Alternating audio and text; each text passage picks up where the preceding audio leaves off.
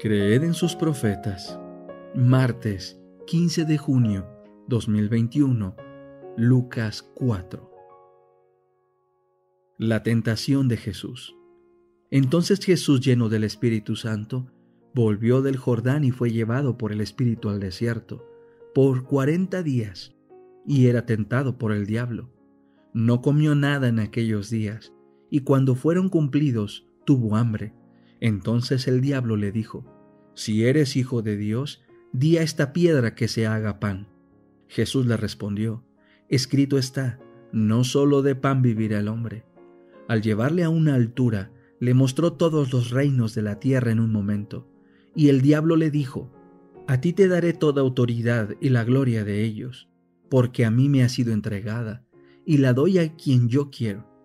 Por esto, si tú me adoras, todo será tuyo».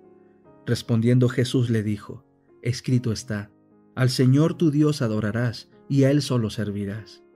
Y lo llevó a Jerusalén, y lo puso de pie sobre el pináculo del templo, y le dijo: «Si eres hijo de Dios, échate de aquí abajo, porque escrito está, a sus ángeles mandará cerca de ti, para que te guarden, y en sus manos te llevarán, de modo que nunca tropieces con tu pie en piedra». Respondiendo Jesús le dijo: «Dicho está, no pondrás a prueba al Señor tu Dios». Cuando el diablo acabó toda tentación, se apartó de él por algún tiempo. Jesús comienza su ministerio. Entonces Jesús volvió en el poder del Espíritu a Galilea, y su fama se difundió por toda la tierra de alrededor. Él enseñaba en las sinagogas de ellos y era glorificado por todos. Jesús en la sinagoga de Nazaret. Fue a Nazaret, donde se había criado, y conforme a su costumbre, el día sábado entró en la sinagoga y se levantó para leer. Se le entregó el rollo del profeta Isaías, y cuando abrió el rollo encontró el lugar donde estaba escrito: «El Espíritu del Señor está sobre mí, porque me ha ungido para anunciar buenas nuevas a los pobres. Me ha enviado para proclamar libertad a los cautivos y vista a los ciegos, para poner en libertad a los oprimidos y para proclamar el año agradable del Señor». Después de enrollar el libro y devolverlo al ayudante, se sentó, y los ojos de todos en la sinagoga estaban fijos en él. Entonces comenzó a decirles: «Hoy se ha cumplido esta escritura en los oídos de ustedes». Todos daban testimonio de él, y estaban maravillados de las palabras de gracia que salían de su boca, y decían: «¿No es este el hijo de José?».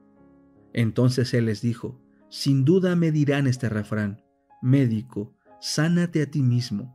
Hemos oído que sucedieron tantas cosas en Capernaum. Haz lo mismo también aquí en tu tierra». Y añadió: «De cierto les digo que ningún profeta es aceptado en su tierra. Pero en verdad les digo que había muchas viudas en Israel en los días de Elías, cuando el cielo fue cerrado por 3 años y 6 meses, y hubo una gran hambre en toda la tierra. Pero a ninguna de ellas fue enviado Elías, sino a una mujer viuda en Sarepta de Sidón. También había muchos leprosos en Israel en el tiempo del profeta Eliseo, pero ninguno de ellos fue sanado, sino el sirio Naamán». Al oír estas cosas, todos en la sinagoga se llenaron de ira, y se levantaron y lo echaron fuera de la ciudad. Luego lo llevaron hasta un precipicio del monte sobre el cual estaba edificada su ciudad para despeñarle, pero él pasó por en medio de ellos y se fue. El endemoniado de Capernaum. Entonces descendió a Capernaum, ciudad de Galilea, y les enseñaba los sábados, y se asombraban de su enseñanza porque su palabra era con autoridad. Estaba en la sinagoga un hombre que tenía un espíritu de demonio inmundo, y él exclamó a gran voz: «¡Ah! ¿Qué tienes con nosotros, Jesús de Nazaret? ¿Has venido para destruirnos? Yo sé quién eres, el Santo de Dios». Jesús le reprendió diciendo: «Cállate y sal de él». Entonces el demonio salió de él derribándolo allí en medio de todos, pero sin hacerle ningún daño. Todos quedaron asombrados y hablaban entre sí diciendo: «¿Qué palabra es esta, que con autoridad y poder manda a los espíritus inmundos y salen?». Y su fama se divulgaba por todos los lugares de la región. Jesús sana a la suegra de Pedro. Levantándose Jesús, se apartó de la sinagoga y entró en casa de Simón. Y la suegra de Simón estaba postrada con una fuerte fiebre, y le rogaron por ella. Él se inclinó hacia ella y reprendió a la fiebre, y la fiebre la dejó, y enseguida ella se levantó y comenzó a servirles. Al ponerse el sol, todos los que tenían enfermos de diversas dolencias los trajeron a él, y él, al poner las manos sobre cada uno de ellos, los sanaba. Y también de muchos salían demonios, dando gritos y diciendo: «Tú eres el Hijo de Dios». Pero él los reprendía y no les dejaba hablar porque ellos sabían que él era el Cristo. Jesús predica en Galilea. Siendo ya de día, salió y se fue a un lugar desierto, y las multitudes lo buscaban. Acudieron a él y lo detenían para que no se apartara de ellos. Pero él les dijo: «Me es necesario anunciar el evangelio del reino de Dios a otras ciudades también, porque para esto he sido enviado». E iba predicando por las sinagogas de Galilea. La oración, capítulo 11. Oraciones respondidas. Nuestra gran necesidad es en sí misma un argumento y habla elocuentemente en nuestro favor, pero se necesita buscar al Señor para que haga estas cosas por nosotros. Pues dice: «Pedid y se os dará», Mateo 7:7. Y el que ni aun a su propio Hijo perdonó, sino que le entregó por todos nosotros, ¿cómo no nos ha de dar también de pura gracia todas las cosas juntamente con él? Romanos 8:32. Si toleramos la iniquidad de nuestro corazón, si estamos apegados a algún pecado conocido, el Señor no nos oirá. Mas la oración del alma arrepentida y contrita será siempre aceptada. Cuando hayamos confesado con corazón contrito todos nuestros pecados conocidos, podemos esperar que Dios conteste nuestras peticiones. Nuestros propios méritos nunca nos recomendarán a la gracia de Dios. Es el mérito de Jesús lo que nos salva, y su sangre lo que nos limpia. Sin embargo, nosotros tenemos una obra que hacer para cumplir las condiciones de la aceptación.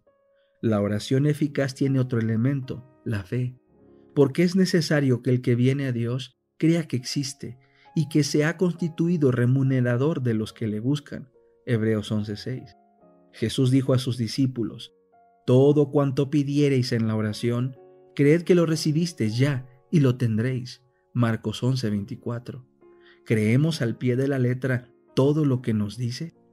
La seguridad es amplia e ilimitada, y fiel es el que ha prometido. Cuando no recibimos precisamente las cosas que pedimos y al instante, debemos creer aún que el Señor oye y que contestará nuestras oraciones.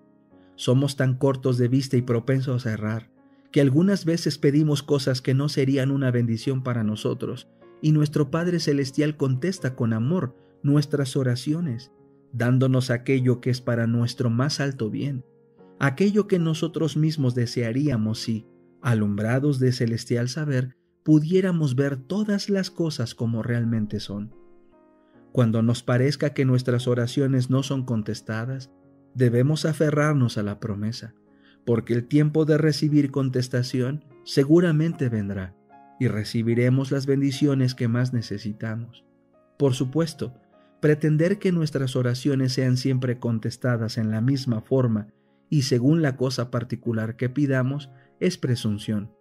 Dios es demasiado sabio para equivocarse y demasiado bueno para negar un bien a los que andan en integridad. Así que no temáis confiar en Él. Aunque no veáis la inmediata respuesta de vuestras oraciones, confiad en la seguridad de su promesa: pedid y se os dará. Si consultamos nuestras dudas y temores, o procuramos resolver cada cosa que no veamos claramente, antes de tener fe, solamente se acrecentarán y profundizarán las perplejidades. Mas si venimos a Dios sintiéndonos desamparados y necesitados, como realmente somos, si venimos con humildad y con la verdadera certidumbre de la fe, le presentamos nuestras necesidades a aquel cuyo conocimiento es infinito, a quien nada se le oculta y quien gobierna todas las cosas por su voluntad y palabra. Él puede y quiere atender nuestro clamor y hacer resplandecer su luz en nuestro corazón. Por la oración sincera nos ponemos en comunicación con la mente del infinito. Quizá no tengamos al instante ninguna prueba notable de que el rostro de nuestro Redentor está inclinado hacia nosotros con compasión y amor. Sin embargo, es así. No podemos sentir su toque manifiesto, mas su mano nos sustenta con amor y piadosa ternura. Cuando imploramos misericordia y bendición de Dios, debemos tener un espíritu de amor y perdón en nuestro propio corazón. ¿Cómo podemos orar? Perdónanos nuestras deudas, como también nosotros perdonamos a nuestros deudores, Mateo 6:12, y abrigar, sin embargo, un espíritu que no perdona? Si esperamos que nuestras oraciones sean oídas, debemos perdonar a otros como esperamos ser perdonados nosotros. La perseverancia en la oración ha sido constituida en condición para recibir. Debemos orar siempre si queremos creer en fe y en experiencia. Debemos ser perseverantes en la oración, Romanos 12:12. Perseverad en la oración, velando en ella con acciones de gracia, Colosenses 4:2. El apóstol Pedro exhorta a los cristianos a que sean sobrios y vigilantes en las oraciones, Primera de Pedro 4:7. San Pablo ordena, en todas las circunstancias, por medio de la oración y la plegaria, con acciones de gracias, dense a conocer vuestras peticiones a Dios, Filipenses 4:6. Vosotros, empero, hermanos, dice Judas, orando en el Espíritu Santo, guardaos en el amor de Dios, Judas 20:21. Si solo le obedecemos parcial y tibiamente, sus promesas no se cumplirán en nosotros.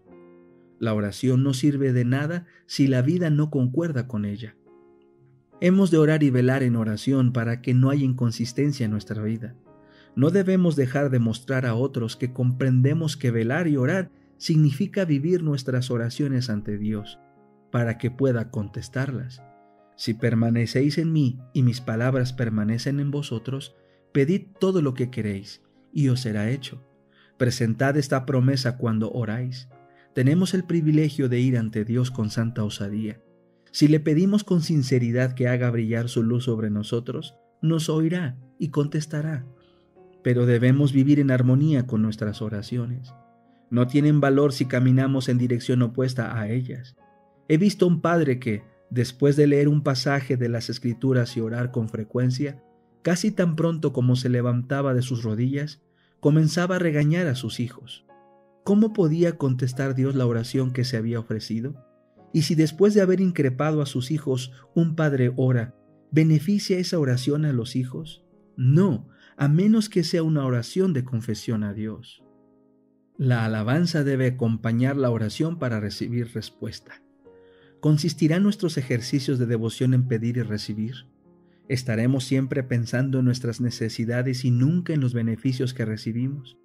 ¿Recibiremos las mercedes del Señor y nunca le expresaremos nuestra gratitud?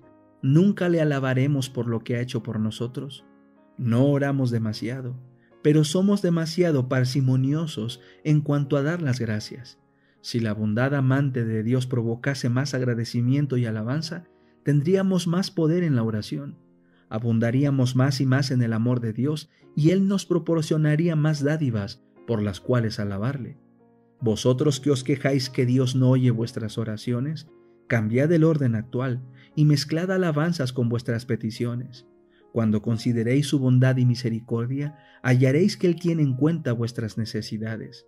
Orad, orad fervientemente y sin cesar, pero no os olvidéis de alabar a Dios.